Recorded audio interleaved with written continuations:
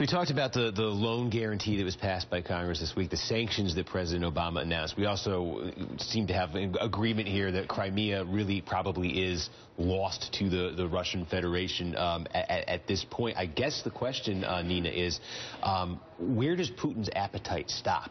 I mean, because there are the justification in Crimea is, Russian-speaking population, a majority that either speaks Russian or maybe identifies with Russia. And you think back to the sort of one of the legacies of the Soviet era was these Russians sort of moved all around to these sort of all these satellites. It seems to me there are a lot of other places where Vladimir Putin could make that same argument. Is there anything going to stop him from saying, hey, I want territory over here, I want territory over here? Absolutely. He can make this argument. He can make the argument about eastern Ukraine that is not Crimea, but other parts, the industrial parts of Ukraine. He can make this argument about any place because his argument on humanitarianism is the he knows that there's no humanitarian crisis, but a possibility of humanitarian crisis that is always cited by the West. And Putin always, I mean, the zero sum has never gone away from his understanding. The United States can do something, he can do the same thing, and he feels that Ukraine is much closer to Russian territory. So he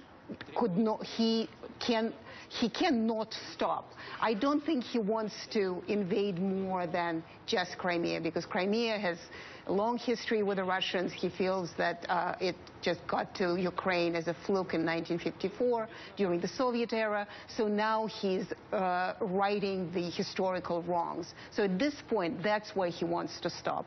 But if he's pushed further, and he already indicated that many times, if there would be sanctions, there would be any misunderstandings, he's going to take advantage of it. Right. And that's where our job is, to make sure that Ukrainian integrity, independence continues to exist as Ukraine, even if without Crimea. Well, Kate, just quickly, though, I wonder what, when it comes to Capitol Hill, and so, there was the vote this week on the loan guarantees, what is the attitude, what is the mood on Capitol Hill? I mean, everybody wants to sound tough, everybody wants to condemn Vladimir Putin.